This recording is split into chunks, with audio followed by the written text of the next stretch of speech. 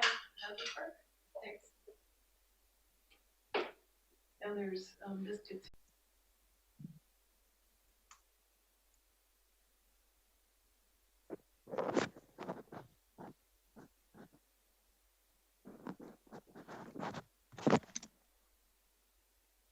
And we are live, Madam Chair. Good afternoon and welcome to Electoral Area Services Committee. Can I just remind people to turn off their microphones?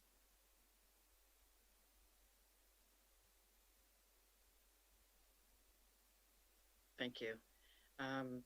Once again, I'd just like to welcome everyone to the Electoral Area Services Committee for February 17th, 2021. And with that, I'd like to move an approval of the agenda. And there is some changes. We'd like to pull R8, I believe. And there's correction in R2 that I saw earlier that I'm not sure what it is. Do you know what that would be, Ms. Harrison? Thank you, Madam Chair. I believe that Mr. Limshu could respond to that. Great. Thank you. Through the chair. The correction relates to the requested variance, so I can certainly speak to it when that item comes forward. Great. Thank you very much. So moving the agenda with the changes of pulling R8. Is there a mover? Moved and seconded? See a seconder? All in favor? Opposed, if any? Motion's carried. Moving on now to the adoption of the minutes of January 20th. Is there a mover? Moved and seconded. Any discussion? Seeing none. I'm going to call the question. All in favor? Opposed, if any? Thank you very much. That's carried. Moving on to business arising from the minutes. Ms. Harrison. Thank you, Madam Chair. There is none. So much. Moving on now to public input period. And I think we're doing something new. Is there going to be people that are live or coming on the screen? Yes, Madam Chair, we have two people that are being pulled into the meeting now from the lobby, and we also have a couple of written requests. Okay, so what should we do first? Well, I'm just admitting the participants. Great. And once they're in, you can let me know and I will start the timer. Okay. So we have two participants. We have Susan Kaufman and then Cliff Evans. Okay. I see her on the screen. Susan Kaufman, go ahead, please.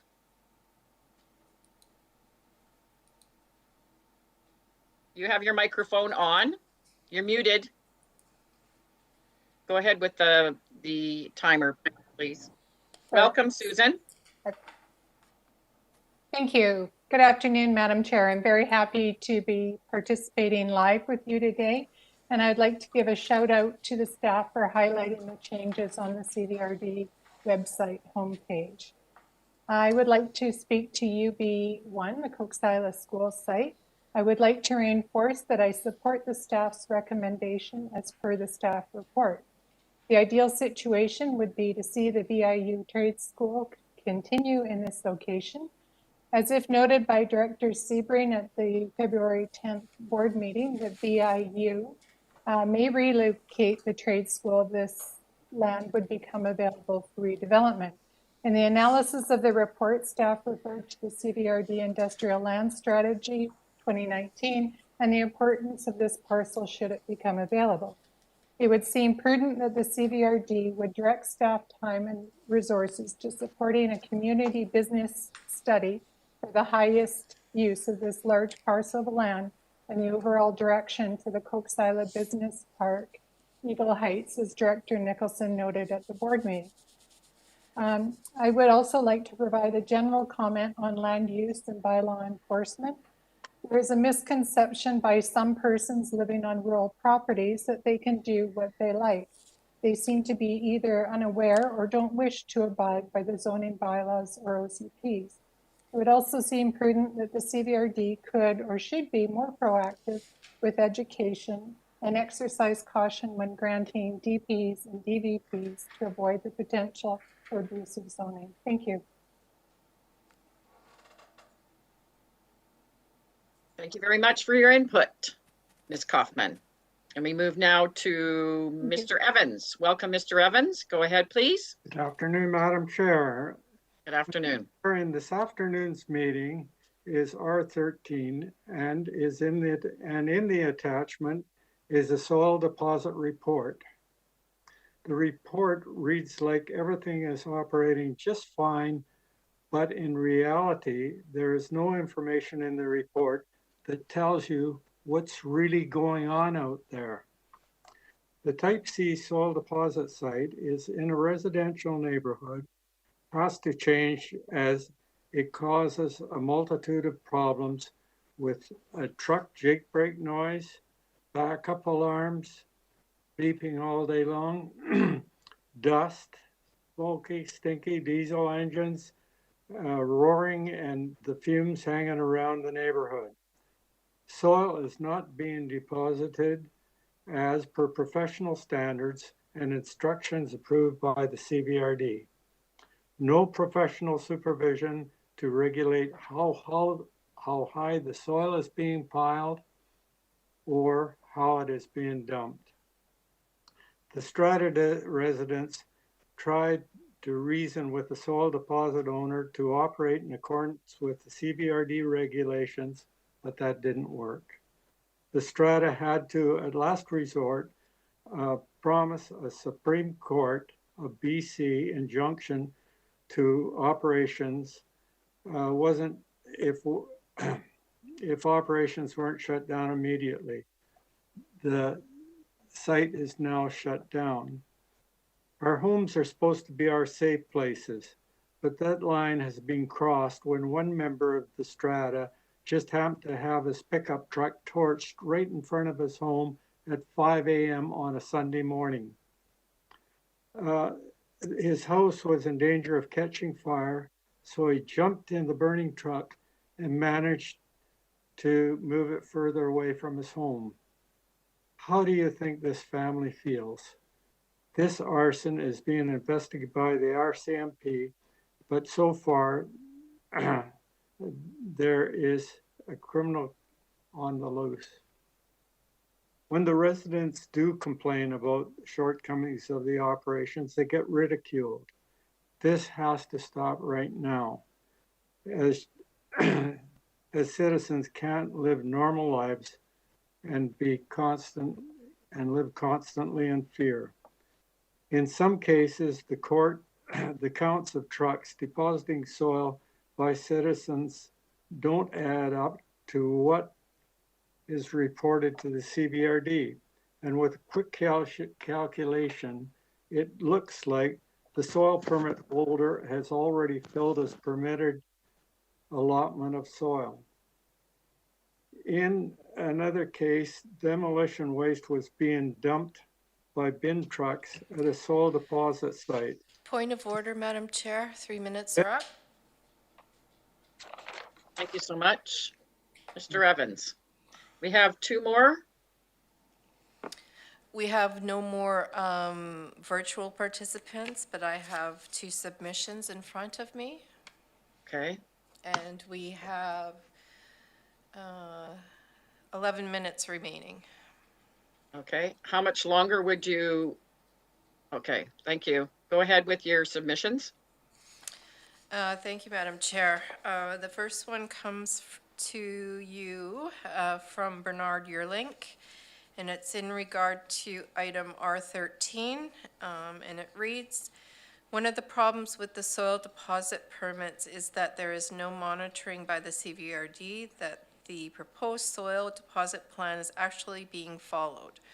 For example, for the soil deposit application at 1160 Stonecrest Way, the soil assessment and deposit plan prepared by Rysick states the location of soil placement will be documented by the owner and will be documented by both Rysick and Cascadia. Further, Rysick in its site remediation plan writes, once disposition of soil commences, we will set up a monitoring schedule to ensure that all our geotechnical recommendations are carried out. This application was approved by the board, filed SDC 2001. There does not seem to be any evidence that Rysek, or for that matter, Cascadia, was present to document soil disposition or other parts of the soil disposition plan. Similarly, for the soil deposit permit given to ASI at 829 Shawnigan Lake Road, the CVRD was completely unaware that bin trucks were dumping waste materials illegally on the site. This had to be pointed out by citizens who are on the adjacent property to give advice on how to protect the riparian area and spotted bin trucks dumping waste materials. Who knows what goes on at most of the other sites given a soil deposit permit? There seems to be no attempt by the CVRD to ensure that the soil deposit plan that formed the basis for the issuance of the permit is actually followed. This is a major problem. Bernard Gerlake, Milway.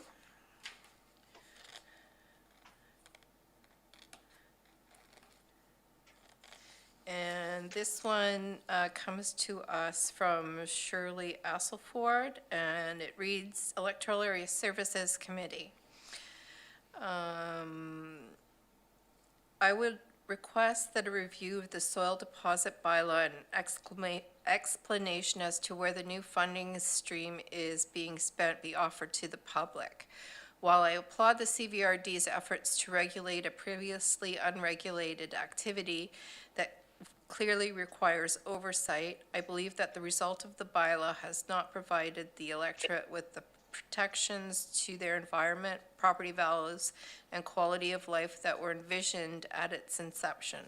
Soil deposits are a particularly egregious activity in South Cowichan due to various obvious negative impacts that the community experiences, including increased industrial traffic, environmental degradation, and concerns about the long-term effects of soil importation.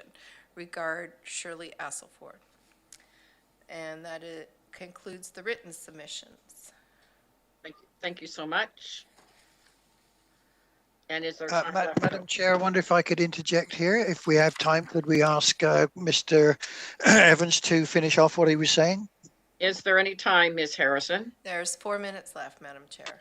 Is Mr. Evans still on the screen? I see his name. Is he still in the? Yes, I'm still here.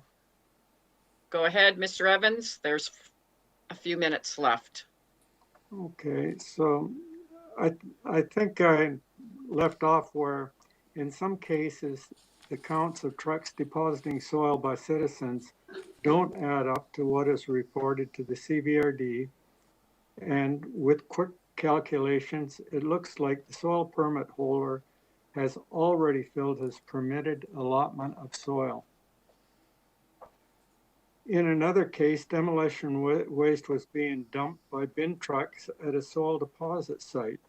Better control and surveillance needs to start right away if we really want to protect our watersheds and water. You as directors have control over Type C soil deposit applications. I plead with you never to allow Type C soil deposits in residential zones again. Ask yourself if you would want to live beside one of these. Please make sure the zoning bylaws reflect this. Use your positions to direct staff to ensure everything that the professionals have recommended is actually adhered to. And have empathy for the families that live right next to these fill sites. No one should ever have to witness the daily stress of noise, dust, instability of the situation, especially the children. Please do your best to see our soil deposit bylaws reflect the protection of our watersheds and the well-being of our community. Thank you. Thank you very much, Mr. Evans. And moving on now, Ms. Harrison to correspondence.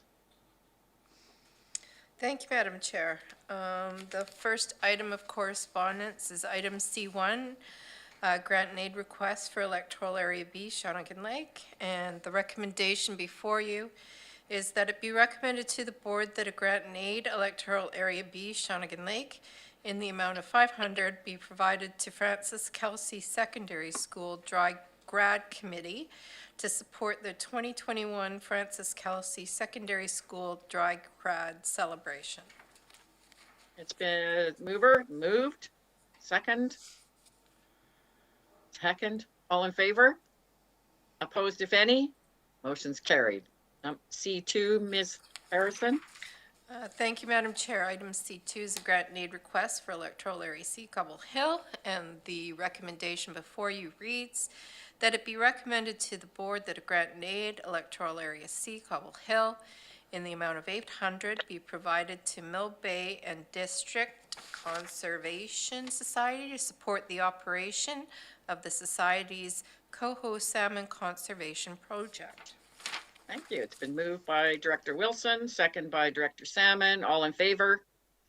Opposed, if any? Motion's carried. Moving now to C3, Ms. Harrison. Thank you, Madam Chair. Item C3 is the grant and aid request, Electoral Area D, and the recommendation before you is that it be recommended to the board that a grant and aid Electoral Area D, Couch and Bay, in the amount of 200 be provided to Francis Kelsey Secondary School Dry Grad Committee to support the 2021 Francis Kelsey Secondary School Dry Grad celebration. Great. It's been moved and seconded. All in favor? Opposed, if any? Motion's carried. Moving on to C4. Thank you, Madam Chair. Item C4 is a grant and aid request for Electoral Area G, Saltaire Gulf Islands. And the recommendation before you is that it be recommended to the board that a grant and aid Electoral Area G, Saltaire Gulf Islands, in the amount of 500 be provided to Chemainus Secondary School for a Saltaire Community Bursary to a graduating Saltaire student. Been moved. Is there a second? Moved and seconded. All in favor? Opposed, if any? Motion's carried. C5, Ms. Harrison. Thank you, Madam Chair. Item C5 is grant and aid request for Electoral Area G, and the recommendation before you is that it be recommended to the board that a grant and aid Electoral Area G, Saltaire Gulf Islands, in the amount of $500 be provided to Nanaimo Ladysmith Schools Foundation for a Saltaire Community Bursary to a graduating Saltaire student from Ladysmith Senior Secondary School. Been moved, seconded. All in favor? Opposed, if any? Motion's carried. Thank you. Information, Ms. Harrison. Thank you, Madam Chair.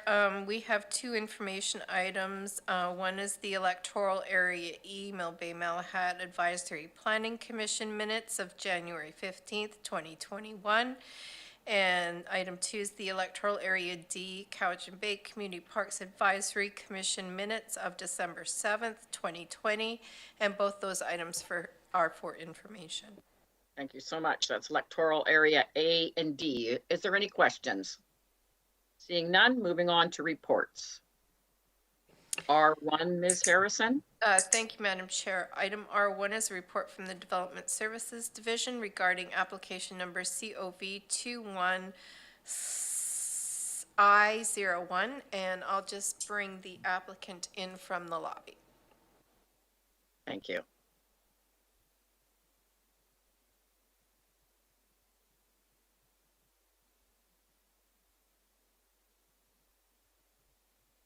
So will this be Mr. Limshu? Go ahead. Oh, is the applicant in? Who is the applicant? Thank you, Madam Chair. The applicant is Darius Knight. Okay, so they're in. Thank you. Go ahead, Mr. Limshu. Thank you, Madam Chair. I'm just going to share my screen with you. If you can bear with me for 1 sec.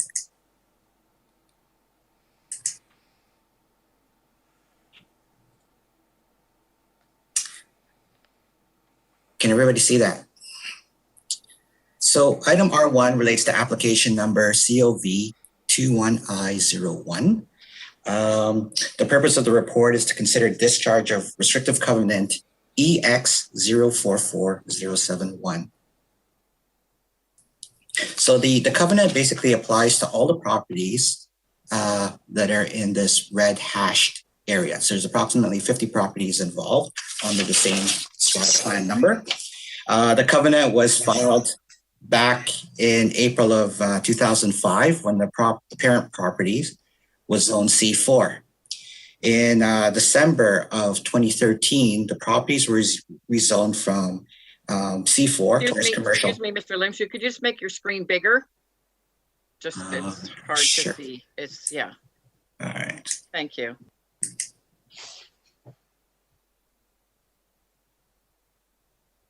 Here we go. How's that? Great, thanks. Yeah, so as I was saying, the covenant was registered back in 2005. In 2013, the properties were rezoned from C4 to Lakeview Recreational, which is RL11. At that time, through that rezoning process, the covenant should have been discharged because basically the zoning was looking to emulate the requirements of the covenant. The applicant, which is basically the strata, is asking for the covenant to be removed. And the reason for that is because there's some misalignments between conditions in the covenant and the zoning, which leads to confusion for the property owners, staff, as well as the designers. So as an example, under the existing zone, the RL11 zone, the maximum permitted footprint for a building is 105 square meters. However, under the covenant, the maximum footprint is 102.3 square meters. So there's a slight difference there, but certainly that extra square footage could mean an extra closet for the property owners. Anyways, the whole point is to discharge the covenant to eliminate the confusion. So with that, I will stop sharing my screen and open it up for questions.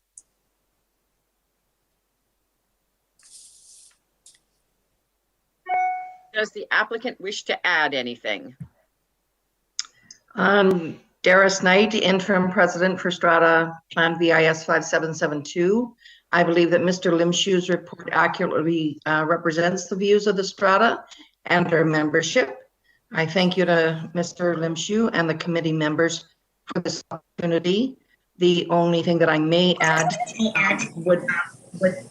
would be to also note, sorry, we're getting a lot of feedback. Could I get to take your screen video off? Excuse me, Ms. Knight, do you still have two devices going? Two windows open? I'm sorry, can you repeat that? I do see a David Webb and a Darius. Is there two things open that are causing the feedback? Not on my end that I know of. I'm David Webb. Okay. Just to further my explanation, it also conflicts in that the previous zoning did not allow for permanent residency, whereas the RL11 zoning does. So that's another conflict that we've been having. But other than that, everything else that Mr. Limshu best represents our request. Okay, thank you so much. I'm moving on now. I had one hand, Director Acton. Thank you. I have a couple questions, but I'll just give one for now. So that was a good example that Mr. Limshu gave. Is there another example that you have that would be support not changing it? Does it go, are there some examples that go against the intent of the zoning by releasing this covenant? I believe the example that Ms. Knight just explained with respect to permanent versus temporary.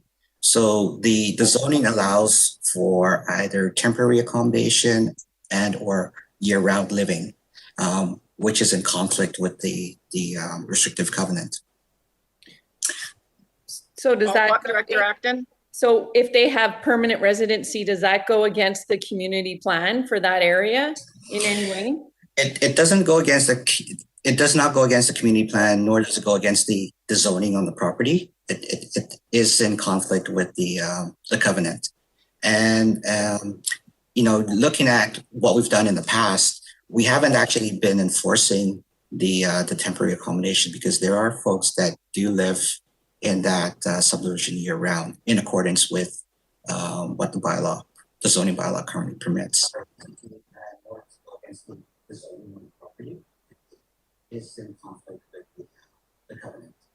And, looking at. So we are getting feedback, but I'm seeing all different people. I have a Richard Buckles come on the screen. I saw an Anna Roberts. Is there, I just want.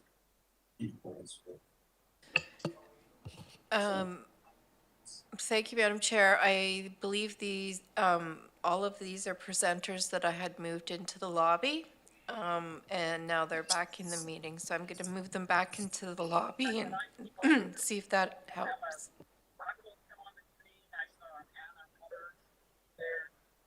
And Madam Chair, not everyone is muted.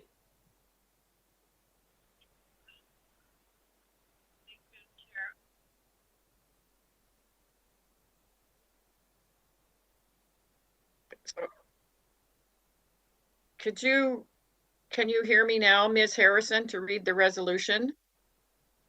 Thank you, Madam Chair. Yes, I can. Because I didn't see any other hands up for questions on that one, except for Director Kuhn, which I think wants to move the resolution, I believe. So I'm just, okay. Could you read the resolution, please? Thank you, Madam Chair. The recommendation before you is that it be recommended to the board that covenant EX 044071, registered on title for strata plan VIS 5772, block 180, Cowichan Lake District, and remainder of lot 1, block 180, Cowichan Lake District, plan VIP 78710 be discharged. So it's been moved by Director Kuhn. Is there a seconder? Moved and seconded. I'm going to call the question. All in favor? Opposed, if any? Motion is carried. Thank you very much. Moving on to the next report. R2. Thank you, Madam. Madam Chair, the applicant for item R2 is in attendance. Okay, thank you so much. Is that the telephone that's on the screen? Hello. Yes, it is. Okay, Yeah. Thank you. Go ahead, Mr. Limshu. Thank you, Madam Chair. I'm just going to share my screen again.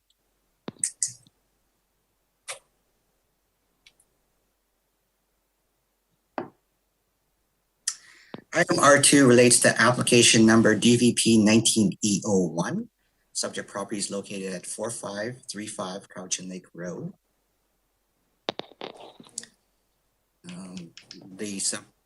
In your screen, you can see the location of the subject property. Okay, so the purpose of the report is to present a development variance permit application to reduce the front and west interior parcel line setbacks to permit the construction of an addition to the existing single-family residential dwelling. So this is the existing dwelling here. The proposed addition is in this general location. There are two variances being requested: a relaxation of the front yard setback. So this is the correction that we spoke to at the beginning of the meeting. In the report, it makes reference to the setback request being from 7.5 meters to 5.2. In fact, the requested relaxation is from 7.5 meters to 4.2 for the front yard setback. And for the side yard, the relaxation request is from 3 meters to 2.7. So that's correct in the report. It's just the front yard setback that needs to be corrected. The other point I should note is that there's an existing mobile home on the property. And through this process, one of the conditions of development variance permit, as you can see in the attachments of the report, is that a Section 219 covenant be registered on title, basically stating that this mobile home unit will be removed as a condition of the development variance permit. In addition to that, there's a requirement for a $5,000 letter of credit or bond to ensure the removal of that unit. The last point I want to make with respect to this correction, the notices actually made reference to the relaxation from 7.5 to 5.2. So from an administrative perspective, we will have to resend the notices to adjacent property owners to point out that correction.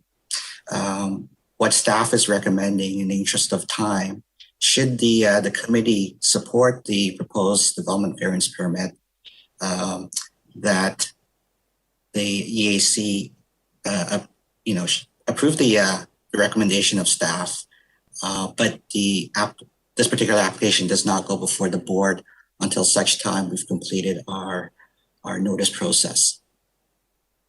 To date, we have not received any comments or concerns from any of the adjacent property owners in the area. So with that, I'll open it up for questions. Thank you so much. And I see, does the applicant wish to add anything? No, I have nothing more to add. Okay. Any questions for staff? Director Nicholson. I'd just like to clarify that the development permit will require it through a covenant that the building, the secondary building that's in the riparian area, that it will be removed. Is that true? That's correct. That's the whole purpose of the covenant, is to ensure removal of that.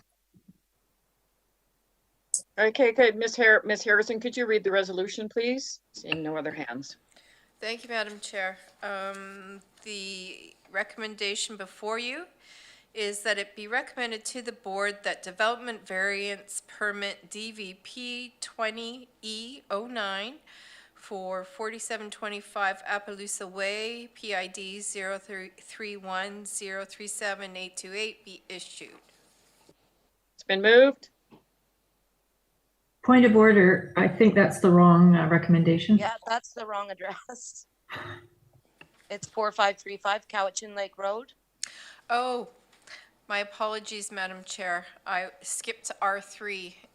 Okay, I was just looking at hands, and so maybe you could read the correct recommendation. Right, so item R2, the recommendation before you would be that it be recommended to the board that development variance permit number DVP 19E01 for 4535 Cowichan Lake Road, PID 0032171775 be issued.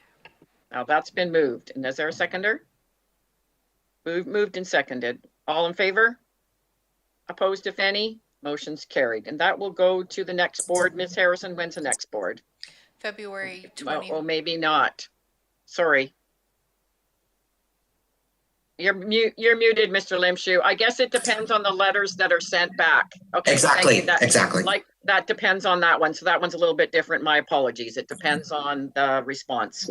So we move on now to R3. Okay, Ms. thank Harrison? you. Thank you, Madam Chair.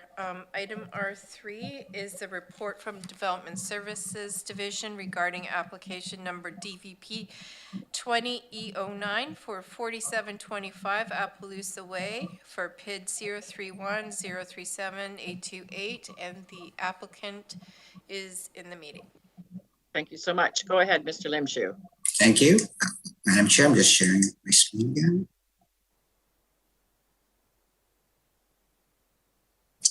Okay, item R3 relates to application number DVP 20E09. Property is located at 4725 Appaloosa Way. Here you see the location of the subject property on Appaloosa Way. The purpose of the report is that the applicant's requesting the variance to increase the size of a residential accessory building from 100 square meters to 298 square meters. So as outlined in the report, the applicant is proposing, this is the proposed accessory building, the location of the proposed accessory building. The applicant is also in the process of constructing a new dwelling on the property. The property is approximately 1.78 hectares in size and fronts onto Appaloosa Way. There are existing covenants on title to protect the wetlands in and around the property. The proposed development is greater than 30 meters away from the wetland areas. The property is currently zoned R5, Comprehensive Development Residential. And under this R5 zone, the maximum lot coverage is 20%. As outlined in the report, given the proposed house and the proposed shop, the overall estimated lot coverage is approximately 3%, which is well under the maximum allowed, the 20% allowed. I think with that, I will stop there and open it for questions.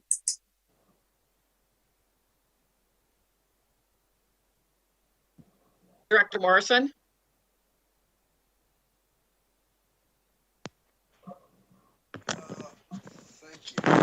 Microphone down here. So in reading this report, it kind of twigged for me. There was a phrase in here, personal repair and maintenance of personal heavy equipment. So what that's, the question that raises for me in my mind, whether staff or the applicant could perhaps answer, what is the nature of the personal heavy equipment? And I guess the secondary question to that would be, is this anticipated to be a home-based business, or is it strictly for the repair of a logging truck or something along those lines? So I'll start, but I think the applicant would be best suited to fill in the blanks. Oh, sorry. So yeah, it's our understanding from the applicant that this is strictly for personal use. It's not a home-based business. I thought I heard the applicant also trying to respond. Yeah, I'm here. Yeah, this is Shane. I'm the owner of the property. Basically, with the building scheme that's in place in the subdivision, RVs, utility trailers, equipment, anything can't be visible from the street or neighbors, so it has to be stored inside. So that's the main reason for the shop. If that makes sense to anybody? Is there a follow-up, Director Morrison? Okay, I turn now to, is there anyone else? Oh, Director Nicholson, go ahead, please. Thank you. I had a couple of questions. First of all, a comment. I think the lot coverage should also include the driveway. But that said, are there particular rules about the distance of the septic from wetland? Mr. Limshu? Generally speaking, the septic cannot be within the SPIA, so with respect to wetlands, basically the QP would identify a streamside protection area. So whether that's 3 meters, 5 meters, 10 meters, 15 meters, the field has to be approved by health. And certainly when health considers that, they look at the system, but they also consider the location of the system to other aspects on the property. So now it wouldn't be just wetland, it would also include location of the well itself. Follow up, Director Nicholson? No, thank you. Thank you so much. I'm seeing no other hands up. Could you read the resolution, please, Ms. Harrison? Thank you, Madam Chair. The recommendation before you is that it be recommended to the board that development variance permit DVP 20E09 for 4725 Appaloosa Way for PID 031037828 be issued.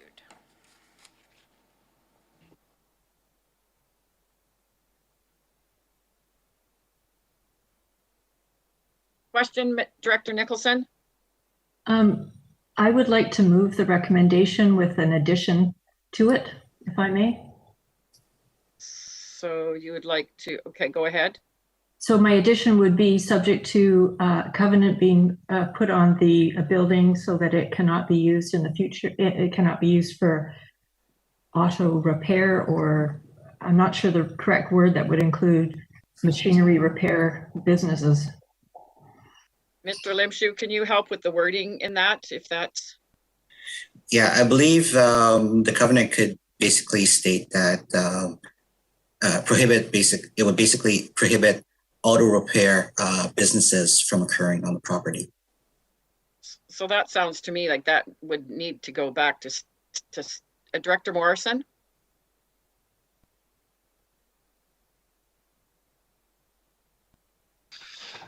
Thank you. And that's kind of why I raised the question about home-based business. I didn't read in there specifically about what the zoning permitted and didn't permit. And I certainly understand Director Nicholson's desire to not have a commercial auto repair or logging truck repair or something like that going on there, which I think the zoning probably already prohibits.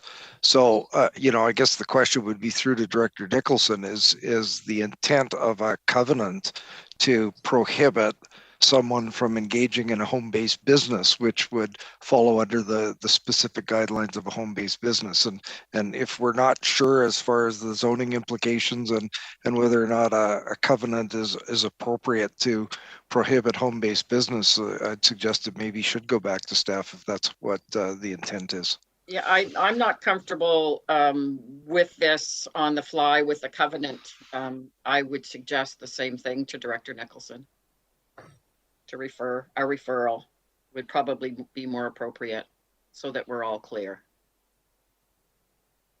That's fine with me. I'm clear. I just want something on title that indicates to any future owner that it will not be used. It cannot be used for an auto repair or a heavy machinery repair business. Okay, so are you moving referral? Sure. Okay, so I would think that would be in the current zoning for the lot that we can't have a repair facility here.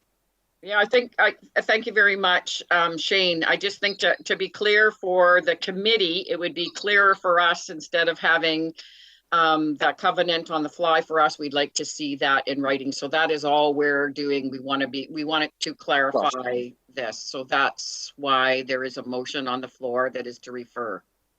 Okay, no, sounds great. Okay. Thank you. So there's a motion to refer. All in favor? Opposed, if any? Motion's carried. Thank you so much. Moving on now. Thank you, Madam Chair. Just a point of clarification. That was to refer back to staff for clarification please. on the zoning? Yes. Thank you.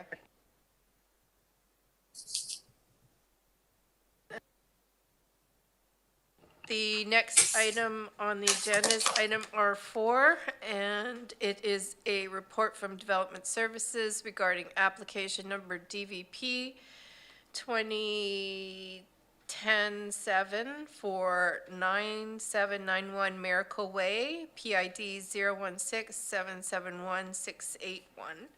And I'll just pull the applicant into the meeting. Okay. Go ahead, Mr. Limshu, and put the screen up. Thank you, Madam Chair. And is the applicant in the meeting, Ms. Harrison? Madam Chair, yes, she is. Her, okay. Sandra McAvee is the Thank you. applicant. Thank you. So item R4 relates to application number DP 20I07 9791 Miracle Way.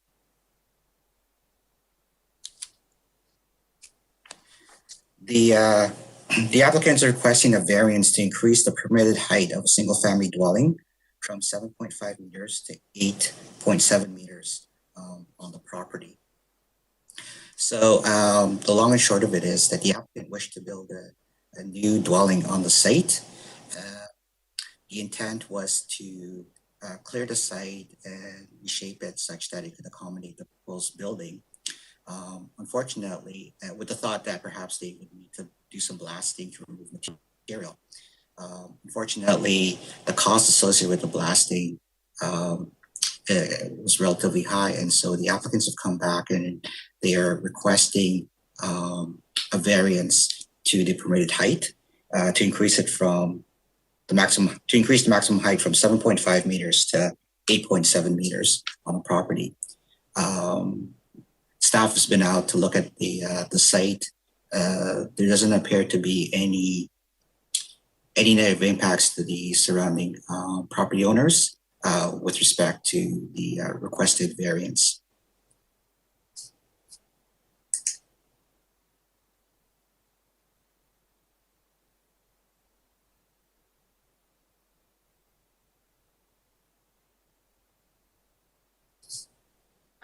Ms. McElvey, Sandra McElvey, do you have anything to add?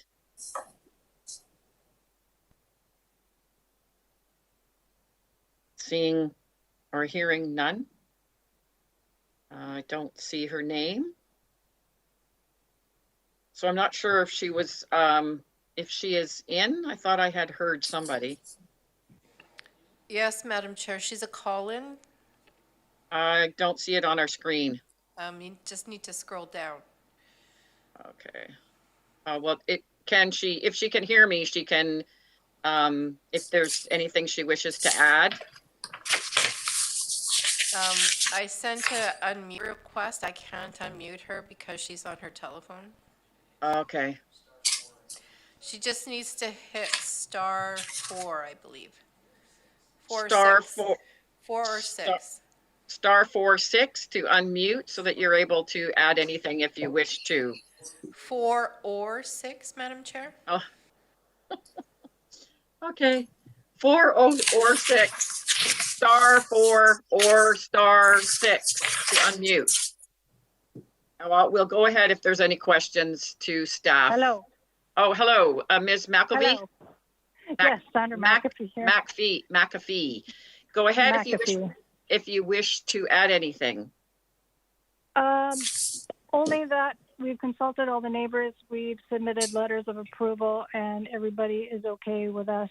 The fact that we hit a big rock and we dug in the only place earlier that there was no rock, and then when we started excavating, we found huge rocks. So we have been blasting a bit, but to blast the full way, like Frank said, is quite expensive. Okay, thank you very much. I'm looking for, is there any questions for staff or the applicant? Director Kuhn. I just wanted to move the application. Okay, so it's been moved and seconded. All in favor? Opposed, if any? Motion's carried. Thank you very much. That goes to the February 24th board. Thank you.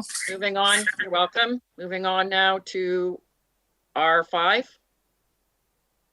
Thank you, Madam Chair. Item R5 is a report from Development Services Division regarding application number DP20B20 for 3040 Glen Eagles Road, PID 004596501. And I'll just pull the applicant in from the lobby.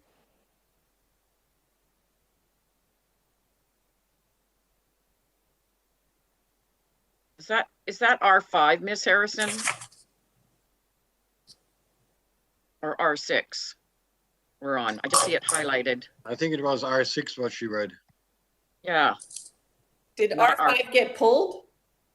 No. No. No. So it's we're on R5, correct? Okay, so I've got R5 is Shawnigan Mill Bay Road. Thank you, Madam Chair. Thanks for the clarification. I'm trying to skip ahead here. Item R5 is a report from Development Services Division regarding application DP 19B22 for 1695 Shawnigan Mill Bay Road, PID 000259951. Go ahead, Mr. Limshu. Thank you, Madam Chair.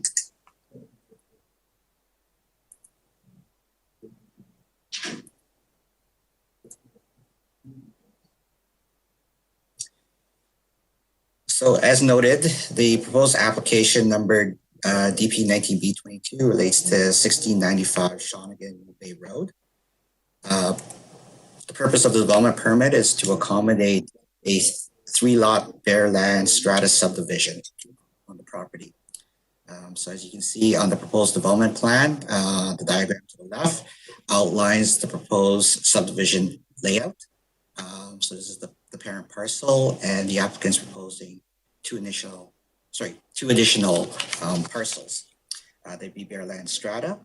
The subject property is located within the Shawnigan Village Waterworks service area, and we've received confirmation that their water service is available to service the proposed lots. In addition, the applicants have provided geotechnical assessment and a riparian area assessment report in support of the proposed strata. There is a water course that runs along the upper portion of strata lot 3, and the riparian area report speaks to that and makes recommendations with respect to protecting that area. So certainly those reports would form part of the development permit, which would be registered on title. Thank you. I saw Director Acton's hand up. Go ahead, Director Acton. I was just scratching my head, but oh, you can't do that on. I don't have a question, Madam Chair. I spoke to staff before. I had a couple questions, but to me, it's a good spot to be subdividing, and I'm ready to move the recommendation. Okay, it's been moved. Is there a seconder? Thank you. And could you read the recommendation, please, Ms. Harrison? Thank you, Madam Chair. The recommendation before you is that it be recommended Madam Chair, I don't think you saw my hand there. I had questions. Okay, I will defer to Director Wilson. You can still ask the question after we've read the recommendation, because it's been moved and seconded. Okay. So the recommendation before you is that it be recommended to the board that development permit number DP 19B22 for 1695 Shawnigan Mill Bay Road, PID 000259951 be issued. Thank you. So Director Wilson has a question. Go ahead, please. Thank you, Madam Chair. Yeah, I've been looking through the report there, and I see that the water services are there. I'm not sure that I saw anything about the sewage services as to what's happening with that particular part. Perhaps we could expand upon that. You know, looking towards protection of the aquifers, etc. Mr. Limshu. Thank you, Madam Chair. Through the area director. With respect to sewer, the sewer will be dealt with through basically a package treatment system. So in the diagram that I indicated, I believe that system would be on proposed strata lot 2 and would facilitate sewer services for the parcels. Thank you, Madam Chair. And follow up, please. Go ahead. And what classification will that be? In terms of the sewage treatment? Unfortunately, I don't have that information off the top of my head, but certainly the system would have to be approved by Vancouver Island Health. Does Mr. Buckles have anything to add to that? Is that the applicant? I see Richard Buckles. That is correct, Madam Chair. Would you have anything to add? Aaron, can you hear me now? Yes. Okay. Yeah. This is another aggregate system similar to what we proposed throughout all of the Cowichan Valley lately, and its effluent quality is the level 3, as similar to what we've proposed in many different areas. And it requires engineering approval as well. And Island Health issued a letter that stated that that the system has to be an engineered system. That was the condition they gave us on the preliminary approval. And it's a 10-10 system, similar to what we proposed in Cobble Hill for the industrial park. It's proven to be very, very, very good. And the good thing about these systems, and it's not so much in this case, but the good thing about these systems is they can be used for irrigation waters at a very low level, around 8 inches deep and whatnot, 6 to 8 inches. In this particular case, though, there was a huge septic field that was already in place that Tim and Sue Owen had built, and it was so overkill. We went, this thing's huge, and we looked into it and went, okay, we can use that field. So the intent here is to use that septic field that's there and add the treatment facility to it, and then discharge it for all 3 units. It worked out pretty good for them. Great, thank you very much. I'm going to call the Sorry, question. Madam Chair, follow up, please. Oh, go ahead. Yeah, that's an interesting one, actually. It's as good as the one that was proposed for another industrial area. Can you tell me where the nearest sewage line is, please? The one that would go to a commons treatment area? In this one, I'm not really familiar with the sewage systems in the village area.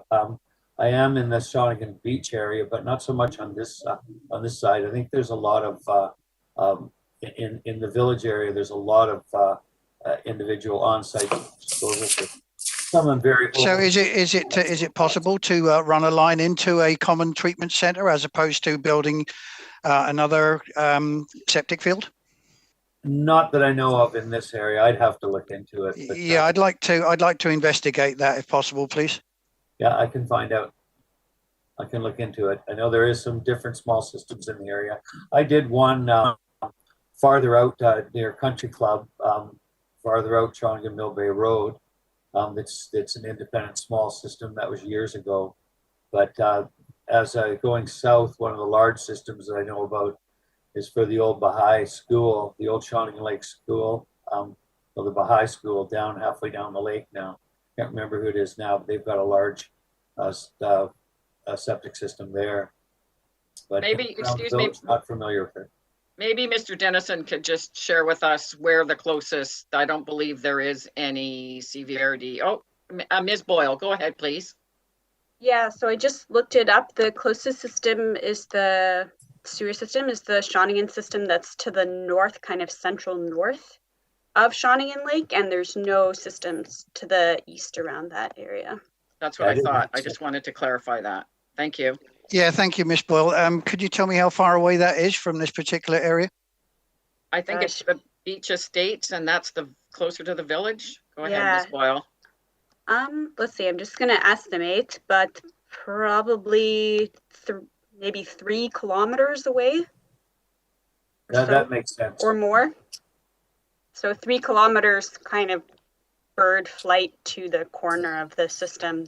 Okay, thank you. Okay, seeing no other hands, I'll call the question. All in favor? Opposed, if any? Motion is carried. Thank you very much. And that goes to the March 24th. Thank you very much. Thank you. Moving on now to R6. Thank you, Madam Chair. Item R6 is a report from Development Services regarding application DP 20B20 for 3040 Glen Eagles Road, PID 004596501, and I will admit the applicant. Okay, so I still have Richard Buckles in the meeting, and I can hear somebody. Is the applicant on the phone?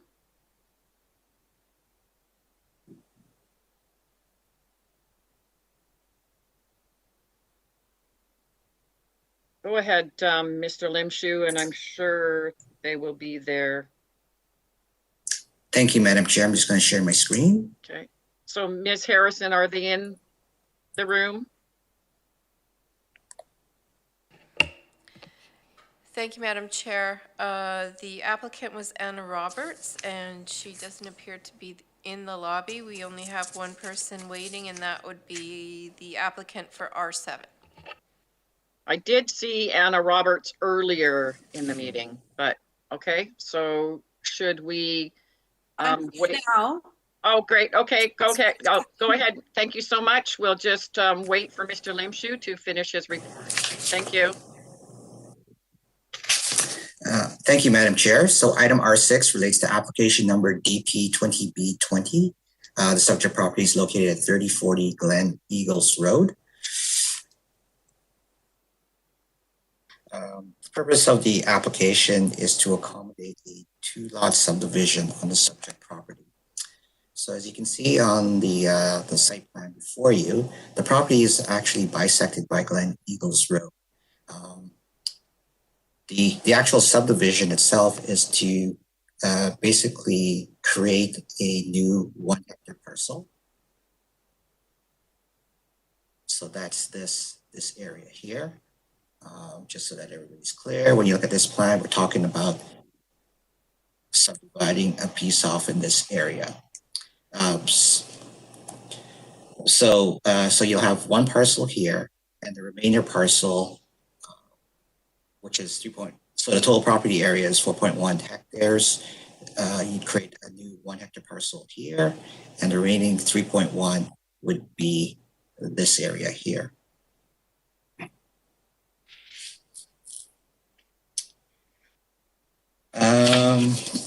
So moving on, the minimum parcel size, the property is currently zoned R2. The minimum parcel size is 1 hectare. Servicing would be on-site well and septic. The application is subject to the RAR development permit area, and is supported by documents. Excuse me, there's something wrong with the sound. Mr. Limchu, you're like coming in and out. Is anyone else having that? Yes, his audio is a little muffled, but I can understand it. So I'm not sure if it's the headset or. All right. Okay. How's this? Maybe if I speak louder, does that work? That's better. Okay, so as I was indicating, that the application, the development permit application, is supported by a number of reports, including report prepared by QEP, Qualified Environmental Professional, which speaks to protecting the riparian areas on the subject property. There was also a report prepared by a qualified engineer speaking to managing stormwater on the site. Those reports would form part of the development permit that would be registered Untitled. So certainly the recommendations that are outlined in those reports, the expectation is that the applicant would, moving forward, would meet and fulfill the recommendations as outlined in those two studies. Just going to stop sharing and open it up for questions. Thank you so much. Are there any questions for staff? Seeing none, does the applicant wish to add anything? Any questions for the applicant? Anna, Ms. Roberts, would you like to add anything?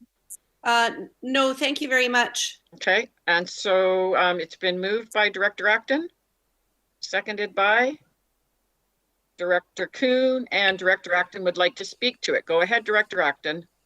Thank you, Madam Chair. And we should read the resolution as soon as. My question is for Frank. I'm always challenged by these ones that are right along the Coax Isla, just because of the issues that they have there with their water protection. And like in the future, I know there's nothing that we can do with this DP, but it would be nice if there was a way to influence protection along the river part. Like in this case, they're developing the back lot, but and they've met the development permit requirements, but is there something we could do in the future, maybe with our harmonized OCP, or is there something we could be looking for that would help restore riparian along the river, and because we also have the same issue in Lake Cowichan and Shawnigan Lake, where we have to give these DPs, but they're not in turn making anything better than it was before. So I'm just hoping. Mr. Limshu? Yes, I think there's two parts to that question. So for the site specific, yeah, today they meet the development permit guidelines. In the future, should the owners come forward and want to do something with the piece that is adjacent to the river, at that point in time, we can talk to them about enhancement of and maybe restoration if required at that point in time. As far as the question around, the general question around protecting watercourses, staff, it's an ongoing discussion amongst the planning staff, and certainly the goal is to look at strengthening our development permit guidelines and possibly our zoning bylaw to ensure that at the end of the day, when we do approve these applications, that where there's the ability to enhance and restore, we work with the property owners to do that. Great. Ms. Harrison, could you read the recommendation, please? Thank you, Madam Chair. Item R6, recommendation before you, that it be recommended to the board that development permit number DP20B20 for 3040 Glen Eagles Road, PID 004596501 be issued. Call the question. All in favor? Opposed, if any? Motion is carried. Thank you so much. Moving on now to R7. Thank you, Madam Chair. Item R7 is a report from Development Services Division regarding application DP 20102 for 8394 Casinos Road, PID 001282166, and I am just admitting the applicant to the lobby. Thank you so much. Go ahead, Mr. Limshu. Thank you, Madam Chair.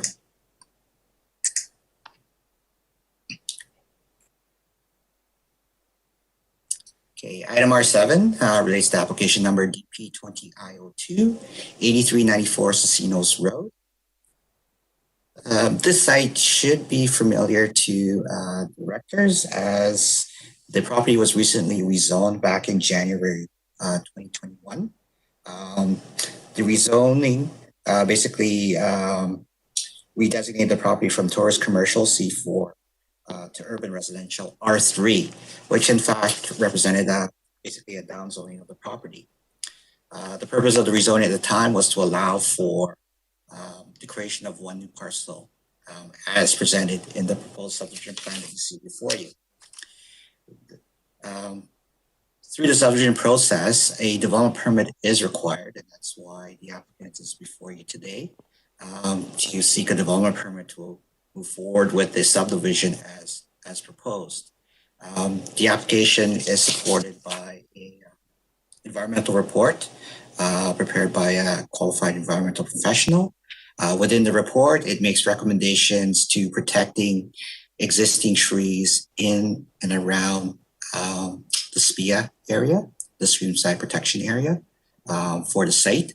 That report will form part of the development permit that's registered on title. With respect to the proposed recommendation, given the proposed width of the lots, the frontage widths do not meet the 10% requirement, thus requires support of the board to relax that 10% frontage requirement. But as you can see on the site, there's enough area to accommodate a building site, a on-site septic system, and it'll be connected to a community water system in the area.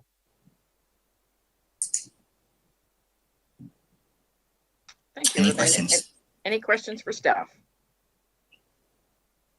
Seeing none, does the applicant, okay, it's been moved by Director Kuhn. Do I have that correct? Is that a second, Director Smith, Yes. or you had a, Okay, it's been moved by Director Kuhn. Is there a seconder? There's no seconder. It's been seconded by Director Wilson, and I have questions. Director Smith, and then Director Smith. And I've got to close my curtain. Thank you. With the design of that property, then any accessory buildings that are built in the future would require variances for setbacks because of the design of the property? Or is that restricting in that area? Thank you. Go ahead, Mr. Limshu. No, not necessarily. It's a little bit misleading just because it's such a long, it seems like a skinny parcel. But it depends on the size of the accessory buildings. That will determine whether or not they need to come, the applicant will, or the property owners will need to come forward for a variance at some future date. But certainly they can design and develop the site such that they don't require any variances. Okay, does the applicant wish to add anything? I think it's Miss Dillon. Hello. Do you wish to add anything from the staff report? Just checking with you. No, not at this time. Thank you very much. Okay, it has been moved and seconded. I'm going to call the question. All in favor? Opposed, if any. Motion is carried, and that goes to the February 24th board. Am I correct? Moving along to R8, Madam Chair, was pulled at the adoption of the agenda. R9. Thank you, Ms. Harrison. Item R9 is a report from the Finance Division regarding Community Works Fund 3.0 for Electoral Area E. Director Nicholson?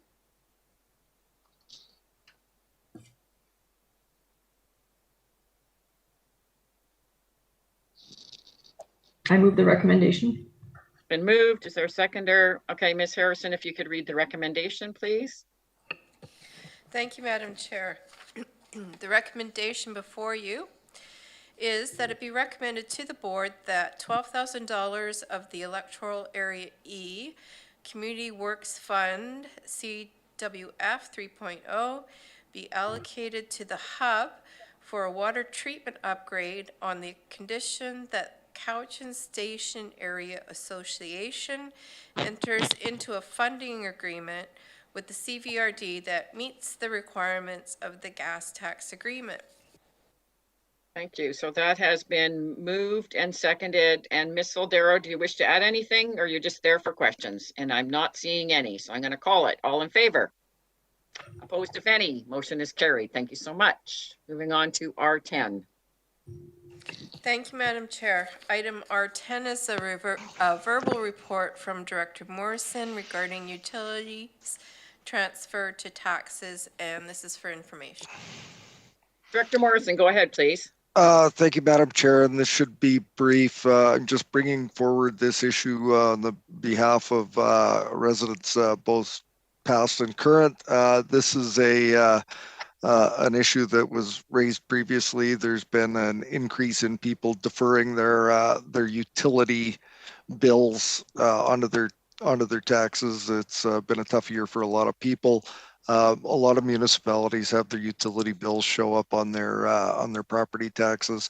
It would require a fair bit of work on behalf of finance staff to pursue this and bring forward a report. So I just wanted to ask if you would perhaps do a straw poll of the directors as to whether or not there would be any interest in making this happen, and then I would bring forward something at a later date as a director's report. So that's it in a nutshell. Thank you. I'm seeing two directors that are interested, I believe. Directors Wilson and Directors Kuhn. Director Smith. So that's the straw poll that I see. Madam Chair, I have a quick question as well. Sure, and I see that Mr. Kieber and Director Kuhn would like to speak. So go ahead, Director Wilson. Thank you, Madam Chair. Yeah, this is an interesting one because I've been in contact with finance, and there has been a steady rise in the number of people who have been unable to or have forgotten to pay their taxes for whatever reason. I'm just wondering if Director Morrison has, with bringing this forward, which I think is a good thing and I will support fully, whether he's had a chance to speak to anybody and find out what the main reasons are for this kind of thing to be happening. If not, then great. But there is an underlying reason, and it is part of the hardships that people are finding right now. But if he has any ideas, I'd be interested to hear them. Director Moore, actually, Ms. Weiner would like to speak. Go ahead. Through the chair to Director Morrison, since our conversation earlier that we've had, I've done some investigation, and regional districts cannot charge the utility bills on the tax notices. That's not an ability because we go through the surveyor of taxes.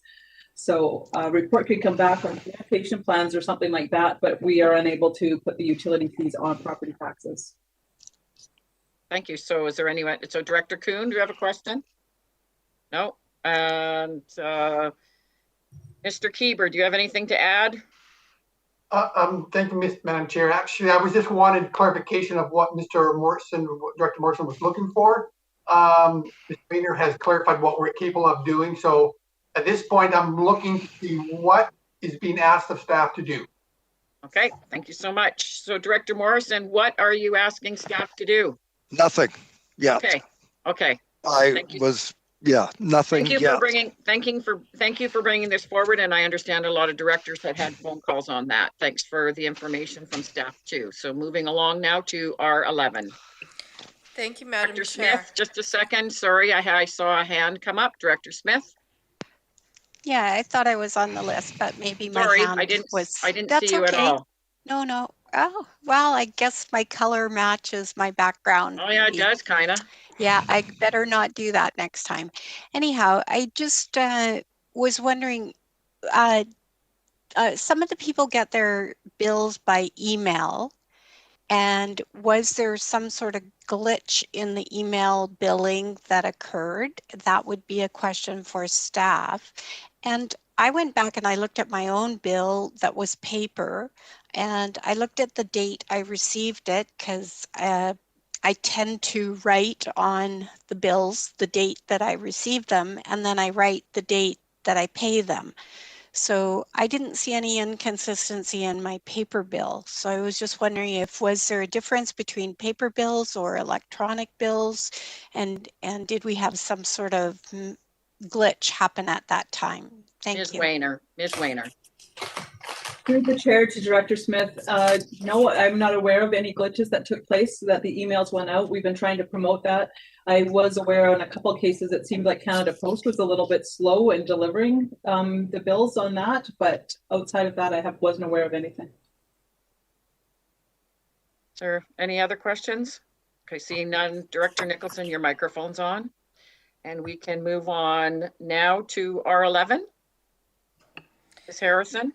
Thank you, Madam Chair. Item R11 is the report from the Emergency Management Division regarding the Massachi Lake Volunteer Fire Department project update, and it is for information. Okay, do we have anybody? Is there any questions to staff on this? Seeing none, if this is just information, yes. So seeing none, we'll move on now to whatever is next. Item R13. R12? Yes, R12. Thank you, Madam Chair. Item R12 is a report from the Inspections and Enforcement Division regarding the 2020 year-end Building Division report for information. Any questions for staff on this report? Hello, Mr. McDonald, and I'm seeing none. Thank you so much. Moving on now. Thank you, Madam Chair. Item R13 is a report from the Inspections and Enforcement Division regarding the 2020 year-end bylaw enforcement report, and this report too is for information.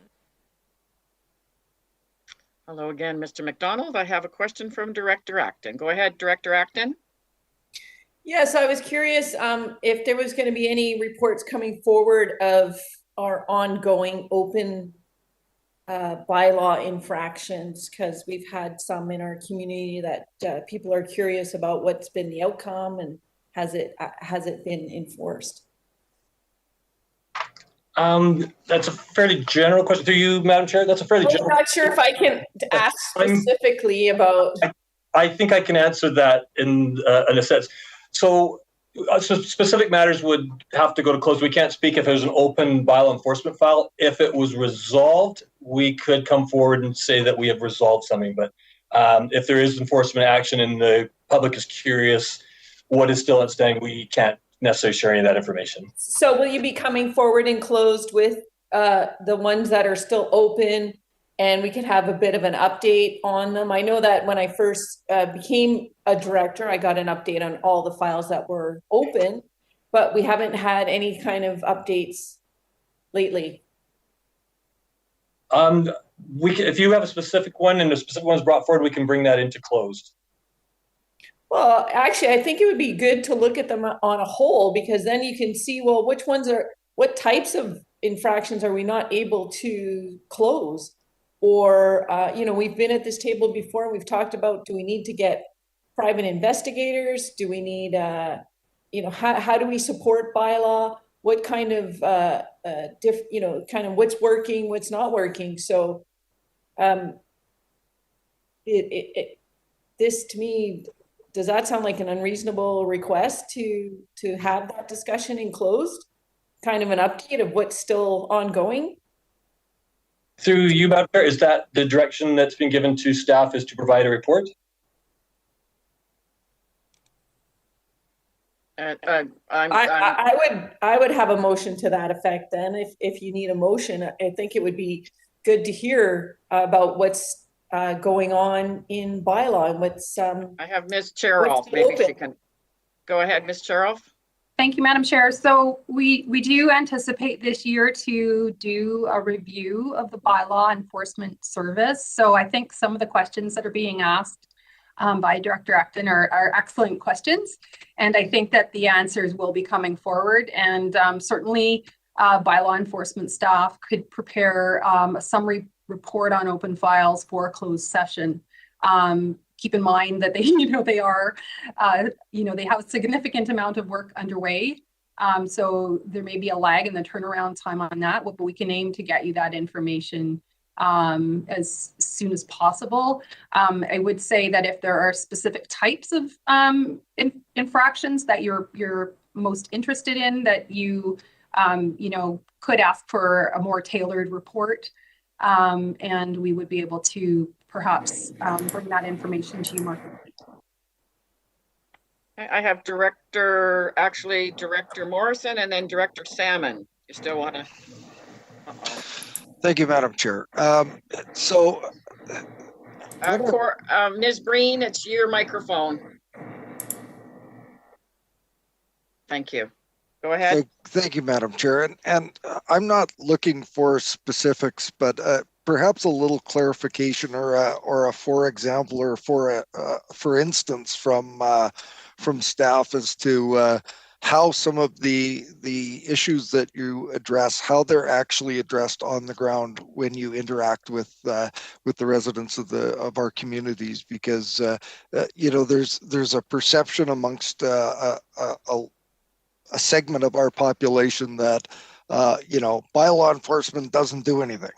And yet we know that that's not the case, and I think it's an undeserved perception. But could staff perhaps give us an example of a run-of-the-mill interaction on barking dogs or improper backyard burning or the likes, and what steps that are generally taken to resolve those types of issues? I know that we staff work hard to resolve issues and not have them escalate or go to court. And I don't know if that's an unreasonable question, but I know that staff do a really, really good job of trying to keep a lid on things and have them resolved to the mutual satisfaction of everyone and our bylaws. So is there an example that staff could give us of how they're dealing with issues? I just happened to notice in the the animal control that I had a few interactions in my community. It resulted in 2 euthanizations. Now, might have been a specific case, but generally, how are our staff interacting with their community on complaints like these? To you, Madam Chair. For the most part, we're obviously seeking voluntary compliance, but I do have staff. Mr. Morano is online, so I can have him walk you through a generalized example of what staff does.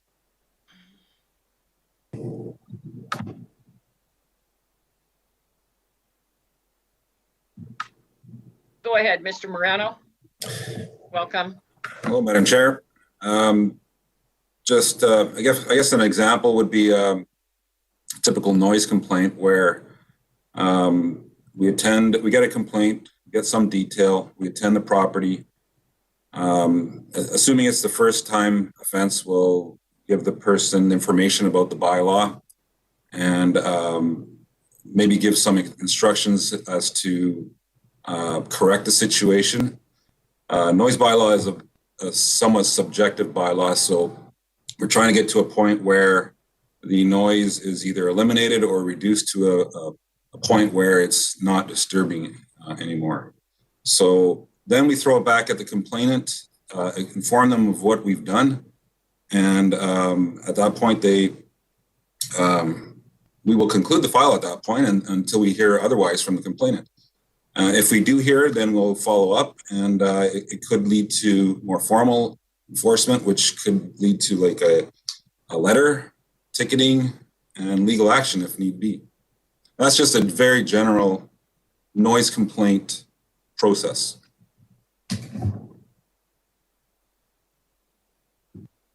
Thank you. Are there any other questions for Mr. Morano while he's here? Director Salmon. Thanks. It was actually a question for Mr. McDonald, not Mr. Morano. Okay, go ahead, please.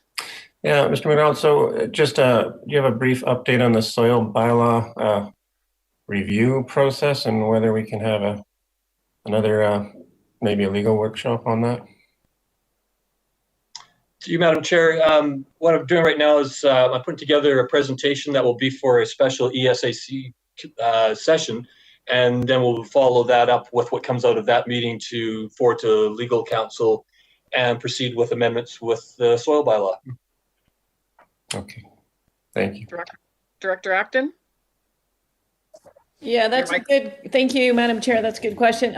I'm glad to hear that we'll be having that special meeting, but it actually would be nice to have our legal counsel there because he had a lot of ideas of how to, so will staff consult with him first on ideas on how to improve our bylaw, or how would that work? Through you, Madam Chair, I think our intent for this meeting would be to listen to the directors after almost an educational session. My intent is to review the bylaw and the different sections of the bylaw, and then it's an opportunity to get clear direction of where you'd like to see the bylaw go. Because this is a bylaw that you all approved a couple of years ago, so don't seem to be very satisfied with some of the sections. So I just thought it'd be a good opportunity to sit down with everybody, run through all the aspects of it, and then we can look at what challenges are ahead. Great idea. Director Salmon, your microphone's on. Director Acton, follow up. Thank you. Well, the reason why I'm asking that is because I hear what you're saying, that we approved it, but we approved it by recommendations of our council at that time. And now our new council has said, actually, we could have done a better job. So I think maybe having him there or having some guidelines from him first might be, create a better workshop for us but anyway, that's just a suggestion. And maybe Ms. Jeroff wants to comment. Go ahead, Ms. Jeroff. Thank you, Madam Chair. Yeah, I just wanted to clarify that staff are working with legal counsel on potential changes to the bylaw. So we are having that communication and we'll hopefully have more information to bring you when we come back with a more formal report. Director Salmon?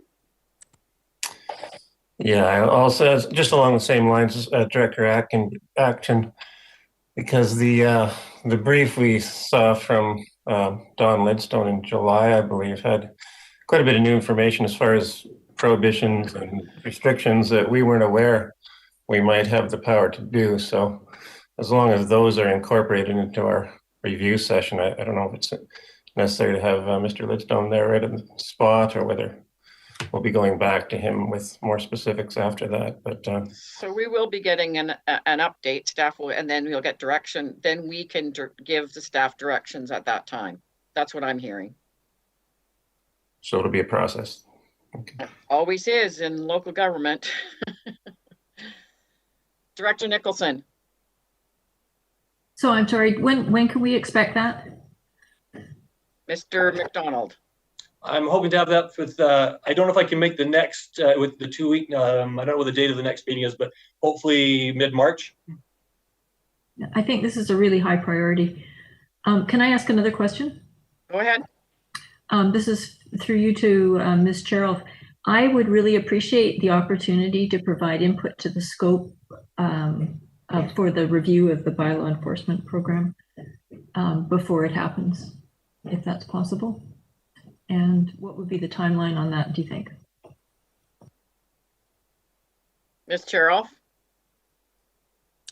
Madam Chair, depending on the sort of the length of the next EASC agenda, you may want to consider having an item for discussion on that agenda, so that we can hear from directors around their expectations for the bylaw. There will be then an opportunity for us to see whether or not we can meet those expectations. But that discussion might be good, so we all are in agreement in terms of what the objectives are of the amendments are. Follow up, Director Nicholson. Okay, so that was for information. I see no other hands up. I am going to actually, Director Acton, go ahead, please. Do we need a motion to get that on the next meeting then? No? Okay, thank you. And so I'm going to call a 10-minute recess. So please come back at 3:12. Okay.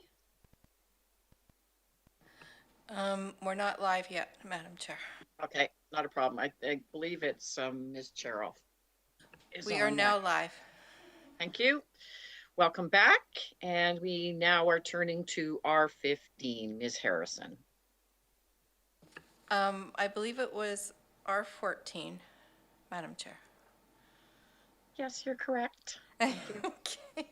Thank you, Madam Chair. Item R14 is a report from the Community Planning Division regarding contaminated sites regulation changes, and that is for information.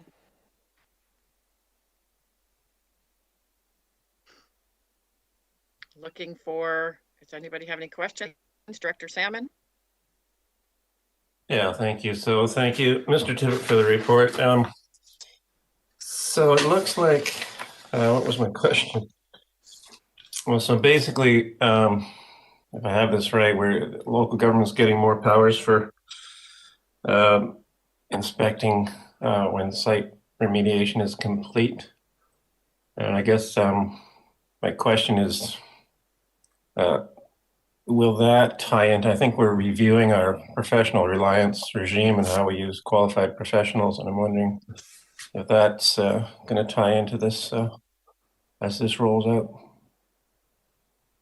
Welcome, Mr. Tippett. Thank you, Madam Chair. Can you all hear me well? Yes. Great. Yeah, the details around this actually latest change to the regulation, which actually took effect a couple of weeks ago, are still somewhat sketchy. And in fact, if you're interested, there are a couple of technical sessions tomorrow morning at 11 I'm going to, and I think Ian McDonald's going to as well, and another one next week, I believe on the 25th, that you can sign up for on the ministry site that will help explain and maybe answer some of these questions. Yeah, one way to look at it is it's given us more powers in respect of ensuring that the remediation has been completed, but another way to look at the same thing is it's maybe downloading some of that responsibility onto us. I think I'm going to reserve comment on that until we have an opportunity to hear the session that I'm going to be attending tomorrow, ask questions, and maybe I can give a verbal update on the latest sort of discoveries through that process along with Ian subsequent to that, so maybe at an upcoming meeting. So I don't really know, but yeah, professional reliance model, that is, it does have its issues, and so we'll have to see how it all plays out. I'm sorry, I can't really answer the question right now. Dr. Salmon, follow up. Thanks. Maybe Ms. Chiroff can say a bit more, because I think we were somewhere into a review of our approach to QEPs, and I know that the province, the Professional Governance Act did come into force. I think it was Feb 1st as well. So I'd just be interested in finding out if we're getting anywhere, and I hope we are. So, Ms. Chiroff. Are there any other questions for Mr. Tippett? Go ahead, Director Morrison. Thank you. I just wanted to ask, we have public input on a regular basis, both in written and now live form, and it seems there's often repeated requests to address a number of issues around traffic and dust and the likes, and you know, I haven't gone into a great deal of depth and reading on this report, but could you give us some idea as to whether or not any of what's just recently come into effect as going to address any of those, you know, what I guess the public sees as shortcomings of our bylaw, and if not, are we taking a look at some of those issues raised by the public when we review this? Thank you, Madam Chair.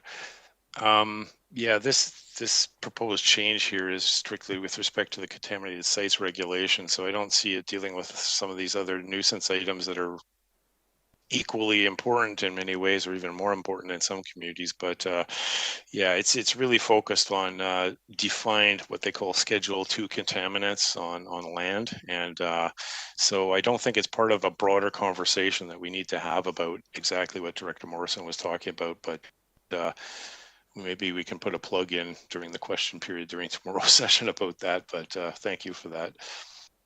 Director Nicholson.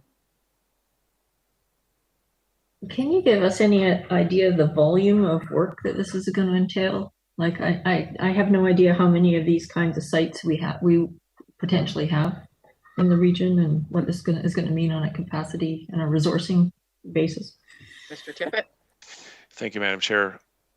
Very good question. I think it's going to be more of a capacity issue for those municipalities and regional districts who may have opted out of the previous process. So there was a provision under the previous version of this contaminated sites regulation that allowed a municipality to opt out of the site profile process. We were not one of those. We have been actually participating in that process all along. And basically what it has been up to now is essentially anyone who's applied for rezoning or a development permit, or I think development variance permit, we've handed out a form to them that basically allows them to self-declare whether there are any Schedule 2 contaminants potentially on the site from past industrial uses. And it hasn't actually had a large administrative burden thus far for us. And so the question then becomes, which we were talking about before, these additional powers or maybe responsibilities associated with this, what effect is that going to have? It remains to be seen. I know, for example, certain building permits will now be subject to this process where they weren't before. It was only previously done at the rezoning stage and the development permit stage. So now certain building permits will be subject to this. So I think it could be more of a resourcing issue for the building and inspections or building inspection group, but I don't know if Ian's here to comment on that. Maybe, oh, he is there.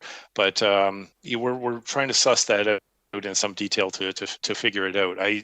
I'm hopeful that it's not going to be a lot of additional work, but we'll certainly let you know if there is a significant change there. Mr. McDonald, do you have anything to add?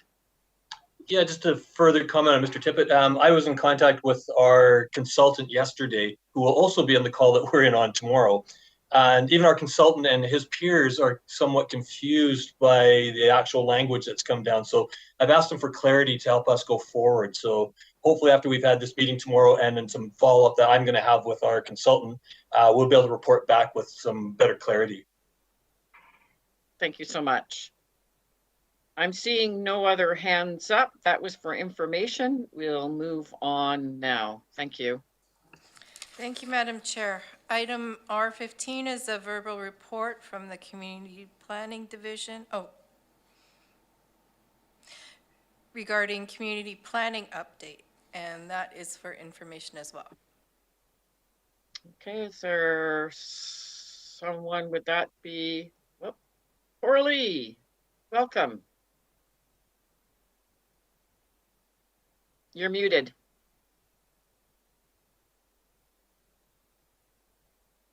Still muted. Can't hear you. Where did you go?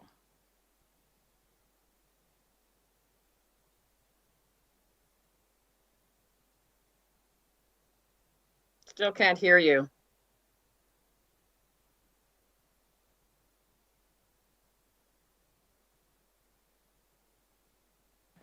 Try clicking the down arrow beside your mute button. You have to go to your audio settings and make sure your microphone is set correctly.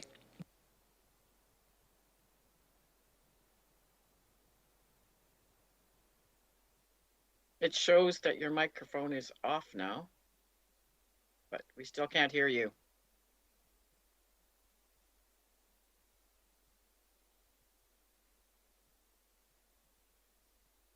The headset thing's got a little thing on it. Does that mean anything? Yeah, that's what I wonder. It's got a WebEx sign on it, I think. I don't know, maybe the IT can help out with that. It looks a little different. I think she's got her voicing on the headset and she's not wearing. Yeah, that's what it looks like. Oh, okay. So your headset, you've got the volume on your headset and you're not wearing it. Could that be possible? Switch it to the computer, your voicing. Audio to computer. Yeah, there's me, the techie. Yeah, right. On the top of your menu, Coralie, there should be an audio and video setting at the very top. If you click that, you can go down to switch audio or speaker and microphone settings. Just make sure it's set to Realtek computer, or if you're going to put your headset on, then it would be the Jabra headset.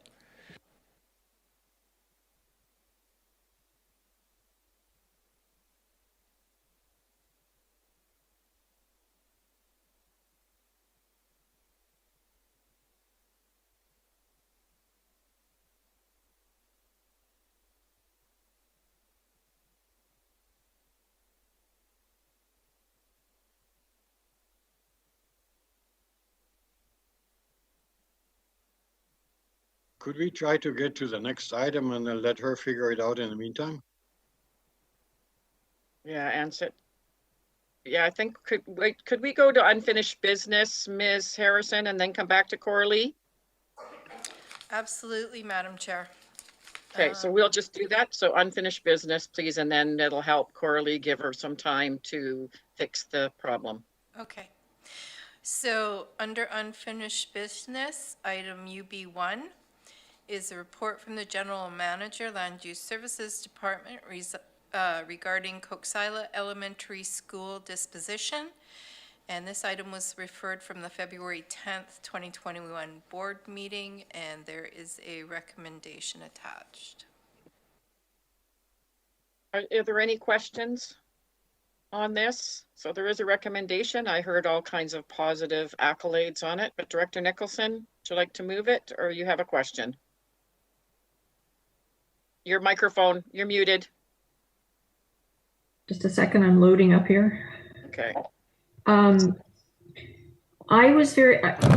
think that this resolution is a good one, but I think we should communicate as part of it that we very much support having VIU and the trade school in the Coxila Business Park because it is a really good fit. And so that we would like to encourage that. And we should definitely say that we would discourage any disposition to a private interest. So I'm looking for wording that will strengthen this recommendation, basically. Ms. Cheroff? Oh, Director Morrison, do you have some wording that will strengthen this? Nope. Ms. Cheroff? Did you manage to hear Director Nicholson's question? Because you're helping, I know you were helping Coralie.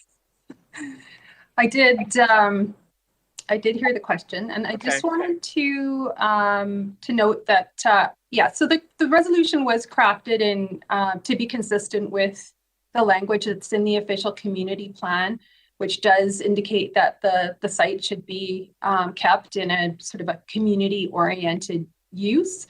But staff certainly would take direction to make any necessary changes to the wording. But I also wanted to note that I did have some correspondence with Secretary Treasurer Jason Sandquist in regard to the questions around the Cowichan Trade Center. Because I wanted to, I was also concerned about that use, recognizing that it's a fairly significant facility. And he clarified that VIU is hoping that they'll be able to obtain funding to build a trade center at Cowichan Place in the future. And in lieu of that happening, the intent is to have the facility located in closer proximity to the existing VIU campus, and that could potentially occur on the current, which will be the old Cowichan Secondary School site once the secondary school is completed. So that's the intent from VIU and as a school district, and they're certainly wanting to see the center continue. And barring the ability to continue or to relocate the center, I imagine it would remain in its current location. So the official community plan is saying that it will be for community use, and the school board is saying that they are doing the trade center that will be happening closer, so they don't have to travel. So I'm not sure what you want in your. I mean, we can't really tell them what we want a trade center there. I mean, I don't know what you'd like, Director Nicholson. Well, that is interesting information, and I think that's a shame, because I think there was also a real benefit to having it close to some of the businesses that could benefit from having young workers. But that said, I think what is really important that the CVRD needs to do is a neighborhood plan for that area, so that kind of a thing can be discussed before it's disposed of. So it sounds like we have a few years before that will happen, a couple of years, but it would be nice to have a plan in place so that we're pretty clear about what the best kind of use for that area would be, given the environmental sensitivity. Somebody's got the microphone on. Oops, okay. So given the environmental sensitivity of the area, given its proximity to Duncan, and the fact that it's really become a business area that's multi-use, sort of a live-work type thing. There's an awful lot of people that live in the area, and while it is light industrial, there are some things that probably over time should be moved away from the top of a vulnerable aquifer, and it also has flood issues which need to be thought through before any decisions are made. So this is an opportunity, and I would really like to see a neighborhood plan done for the Cook-Sila business area and Eagle Heights as part of that in the really near future. So I would like I'm wondering how I can get that on the work plan. Go ahead, Ms. Cheroff. Through you to Director Nicholson, I agree that it would be great to do a neighborhood plan for this area for a whole number of reasons. And I think that's something that the board should certainly discuss. If it is the will of the committee, we could look at amending the resolution to include some wording around the board's desire to see a neighborhood plan conducted for this area. And also to include some language around the the importance of the trade center. We, recognizing that they already feel that it's important, but that you also, you agree that that's an important facility and it has been a compatible use within that area. And I also wanted to note that despite the fact that the current lease runs until 2023, the school district may want to pursue, the process of disposition in terms of looking at alternative uses and entering into agreements prior to the end of that 10-year period, right? So obviously that's, I don't have specific information about that, but I would guess that we don't actually have 2 years to complete the kind of process that you're looking for in order to get that information back to the school district before they make a decision. I suspect that they will want to make a decision relatively soon. Follow up, Director Nicholson? Okay, well, so I guess this is a timing issue, and my understanding was that VIU is still operating the trade school out of that facility currently, is it not? And would probably want to do it before until they have built a new one. So I'm kind of wondering how that. Yeah, so the school district will honor the current lease with VIU for the trade center. So the trade center has the option to continue to be in that location until the end of their lease in 2023. But what I'm saying is that the school district may be making decisions around disposition prior to the end of that date. So while VIU may continue to be there, they may decide to make a decision with, let's say, a potential purchaser prior to the end of that lease date. And then you would either see the lease with VIU renewed at the end of the 10-year period or terminated and then transition to either a buyer or another leasee. Director Nicholson? Right, so we should encourage them to transition to transition it to another lease with VIU, and that we don't want them to make any decisions on disposing it to a private we don't want any decisions made until we've done a neighborhood plan. I'll tell you what my concern is. There's a lot of pressure for some sort of, I think probably for, I'm not going to even call it affordable housing, but transitional housing for the site to be used for that. And I'm not saying that might not be a good idea, but I think it's one of those things that needs to be thought through from the position of the flood issue and the environment, and also to check in with the neighborhood. So I would not like to see a decision like that made without there being a process to really think through that area with the community. So I would really like that to be communicated to them. And I don't think they need to be in such a hurry necessarily. Okay, so we have a recommended resolution. Director Morrison?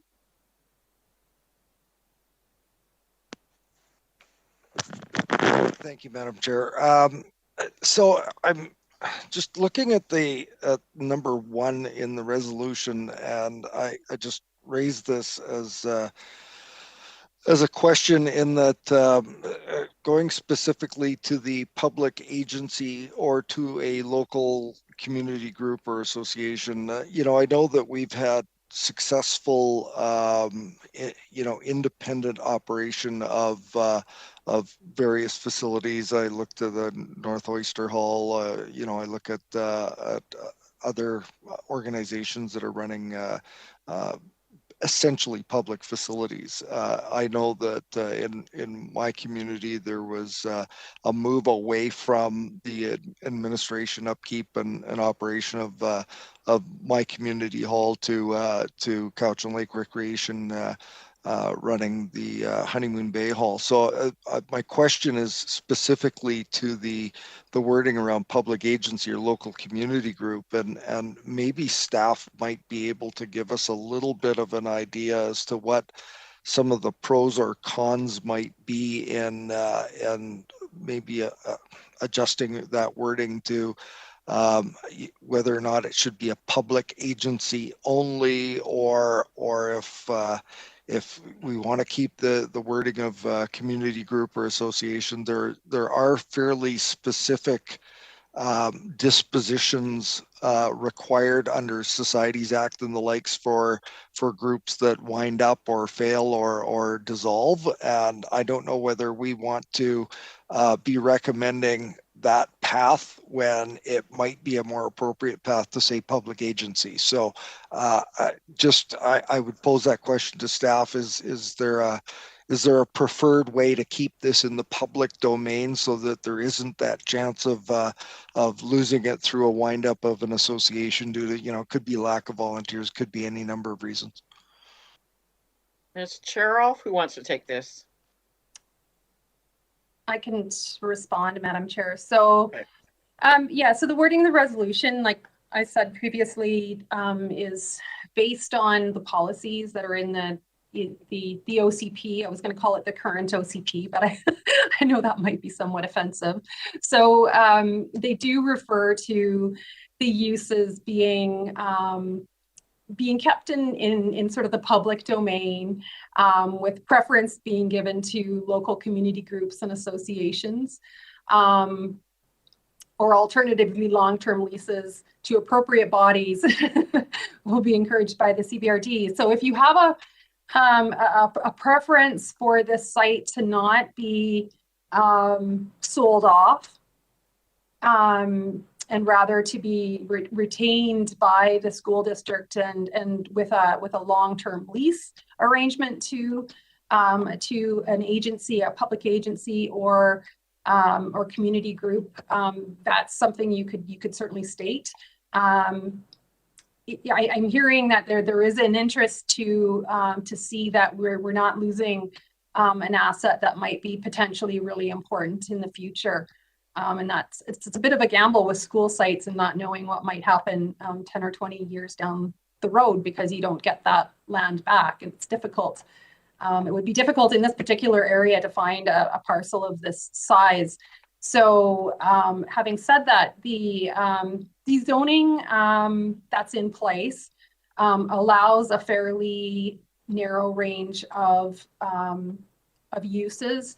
The one use that could potentially be operated by a community organization would be some sort of supportive housing. So that is an express use in the zoning. And so in terms of your response back to the school district, if you're not prepared to see the site used for that type of use, or if you're wanting to see a process occur before a use like that is considered, then I think it's fair to share that information with them and to be fairly specific. Director Nicholson? Oh, sorry, Director Morrison, did you have a follow-up to that? Yeah, I did, and thank you, Ms. Terrell, for that, because I've seen the Salem School and the Honeymoon Bay School, which were surplus properties that were essentially disposed to the private sector, that were incredibly profitable for the private sector. Now they are now out of the public domain and will never come back. This is obviously a very important site and asset, and just understand that the public ownership and keeping it a public domain is more secure through a public agency than a private society or nonprofit or the likes. And I just raise that issue for everybody's consideration. Director Nicholson? You're muted. Sorry, I think I take it under advisement from staff, but I would like to refer it back to them based on our conversation, so we could come up with a more appropriate recommendation. So there's a referral motion. Is there a seconder for the referral motion? It's been seconded. Okay, I'm going to call the question. Ms. Cheryl. Thank you, Madam Chair. I just wanted to confirm, and perhaps it's a question for Ms. Harrison, with referral back to staff, are you wanting me to report back to the committee, or is there an opportunity to come back to another committee prior to going to the board so that we're potentially able to make the next board meeting? But that's perhaps more of a question to Legislative Services. Ms. Harrison? Thank you, Madam Chair. Through you to Ms. Kirchhoff. The next board meeting, the agenda is being prepared now, and the deadline was Tuesday at 1:30. So the next board is Feb 24th. So I don't know how we could possibly get that in. I think it would be a real stretch to do that. Okay. So now what?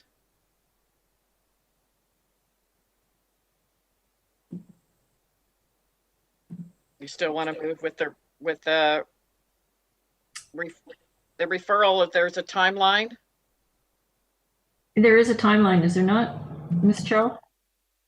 Yeah, the school board did ask for a response back by, I think it was January 29th. So I think they're fairly anxious about hearing back from you. I can inquire around the possibility of having an extension and report back prior to the next board meeting. I think ultimately it's up to the board chair to decide what comes on the agenda. So he would be able to make a call around a late item next week, but I'll take the direction of the committee now. Okay, Director Nicholson.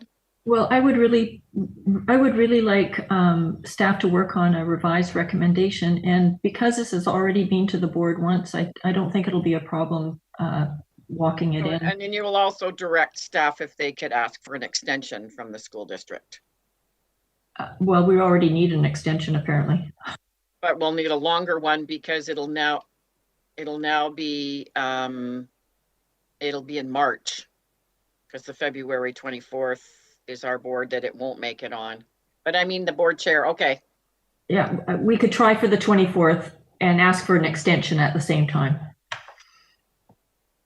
Okay, so everybody knows that referral motion. All in favor?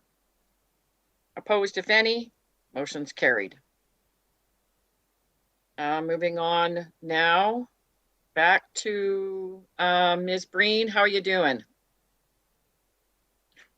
Oopsie. Can you hear me? Yeah, with a little bit of an echo. But I'll turn to Ms. Harrison to introduce you, okay, and then we'll see if we can get going again. Thank you, Madam Chair. Item R15 is a verbal report from the Community Planning Division regarding community planning update for information. And for your information, I have sent an invitation to Emily, who also has the PowerPoint presentation. Okay. Welcome.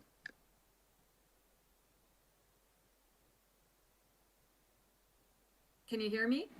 Yes. A little bit of background noise, but yeah, it's good. Okay. No, it's not good. Okay, Emily, I'm going to let you do the honors. You're online. Okay, thank you.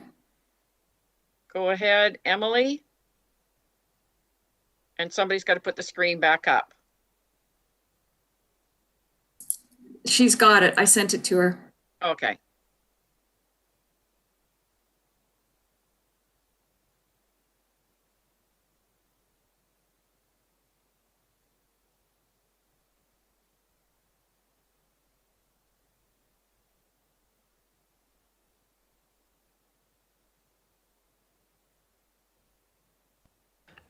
Madam Chair, I'm not seeing her in the participants list. I can resend the invitation again. She's here now. Is she?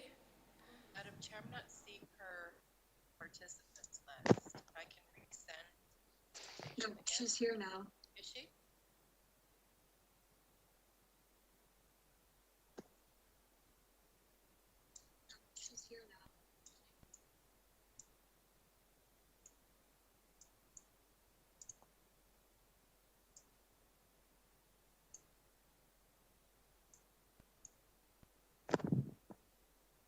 Madam Chair, can you hear me okay?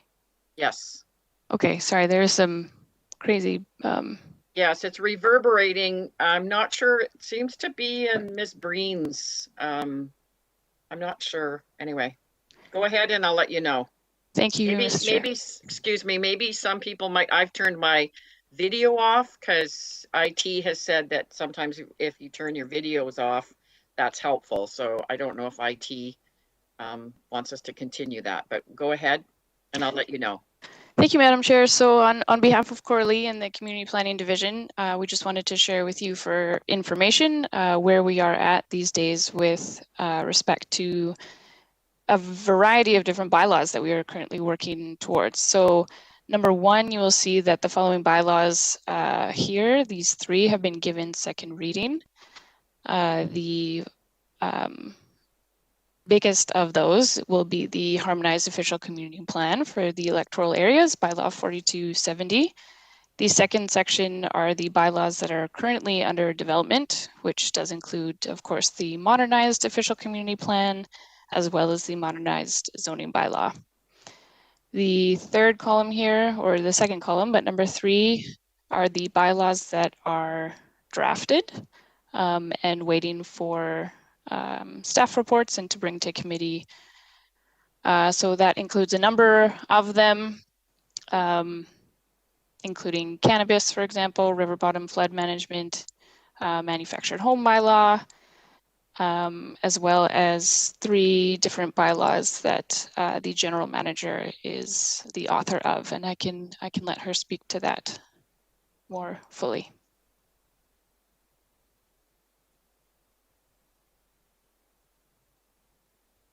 Thank you, Emily.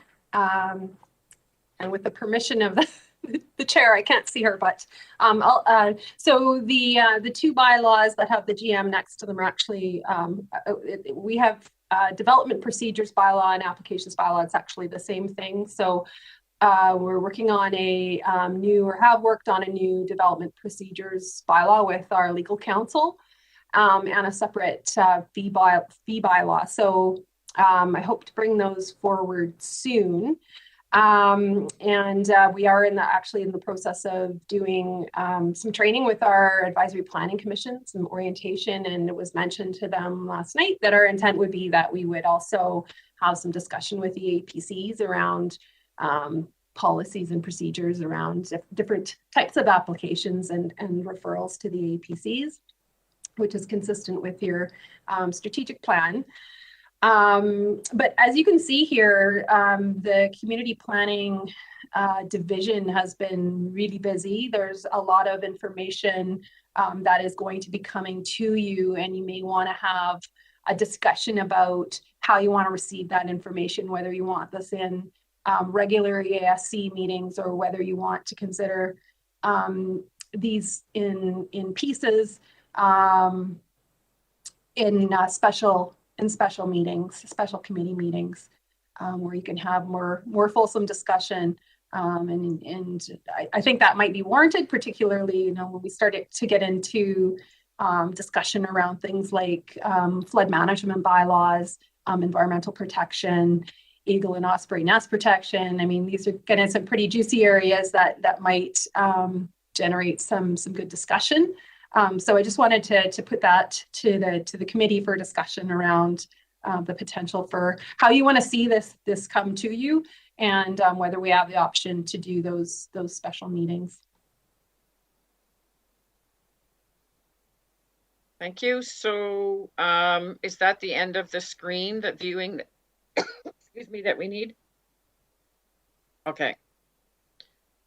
So is there any questions for staff on what we just heard? Do we want special meetings? Do you want it broken up? I've turned to Director Nicholson and then Director Morrison. Thank you. I really appreciate the update. I know that Ms. Breen's got a lot of community outreach planned. I am wondering, I think it would be really great for us to have several workshops to look at this material as it goes, because I really feel like I need to be kept up to speed with what is being proposed. And I'd also I also think it's important to take advantage of the APCs as well early on, as opposed to leaving them till later. So if there's an opportunity to involve them, it would be great. Thank you. Director Morrison? Thank you, Madam Chair. In listening to our Ms. Charolfa, I'm fully convinced that the workshop idea or a special meeting idea makes a whole bunch of sense to me, because when we prepare for our regular meetings, there can be very involved applications that we can spend a lot of time on, and this is basically a significant change to all of our policies and bylaws and the like, and I think needs individual attention paid to them, and to lump them in the regular course of a business meeting is going to be very challenging at best. So I think that we should schedule in our calendars specific meeting times and specific topics, and that way we can do our homework in advance and come prepared with a one topic meeting in mind. Thank you. So what I'm hearing, Ms. Charoff, is that special meetings are required, and if we can get them in, and I believe we even did say that the Thursdays, if we could keep them open. I believe we talked about that when we were doing calendars not too long ago. So is there is that enough direction for staff on that, Ms. Charoff? Ms. Breen? Anything else? Okay, thank you so much. We're moving on now to, sorry, my telephone. Any new business, Ms. Harrison? Thank you, Madam Chair. There is none. Is there anything for question? Oh, actually, we recess for 10 minutes. That is correct, Madam Chair. Okay, so we come back at a little after 4, 6 minutes after 4, 4:06. Okay.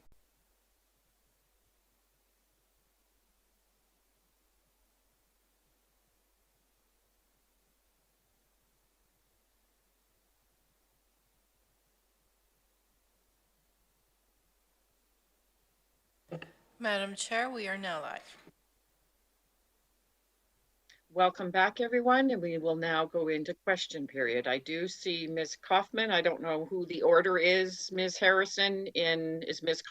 Kaufman first? Okay, go ahead, please. Thank you, Madam Chair. I have 3 written submissions and 1 virtual participant. So I'm just going to start the timer.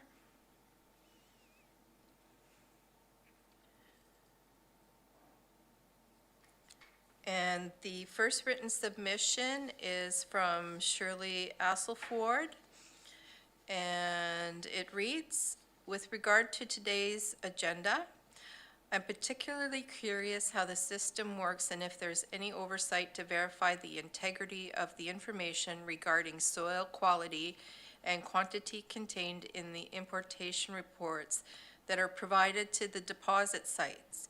Could this information be posted to your website to allow ease of public access and provide more transparency? She could check with staff on that one. So it would be, who would she check with? Ian McDonald, I guess.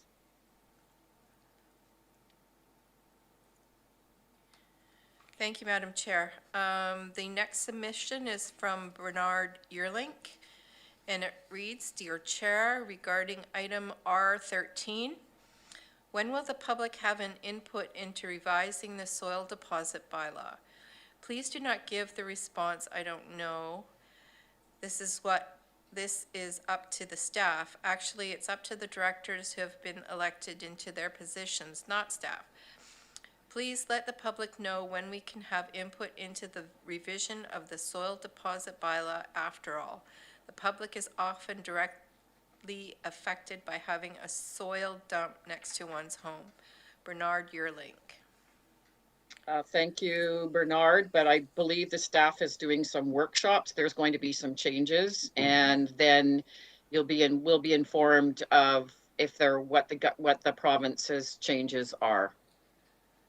So unfortunately, it's going to staff for any of those questions, but staff at currently are unable. There's changes that are happening, so everybody is learning new things on the soil deposit, and we will be updated.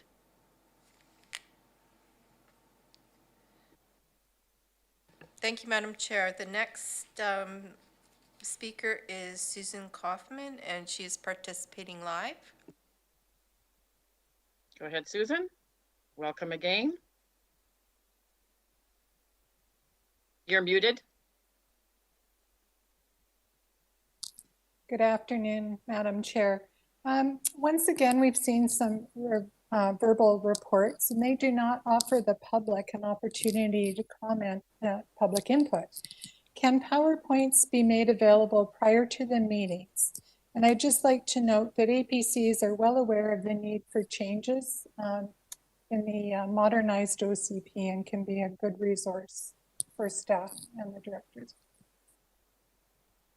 I think sometimes there are just verbal reports. I can't speak to staff. Some things come up. I can't speak why there is a verbal report. I know that Director Morrison had a verbal report because something had just come up for him. So sometimes that happens.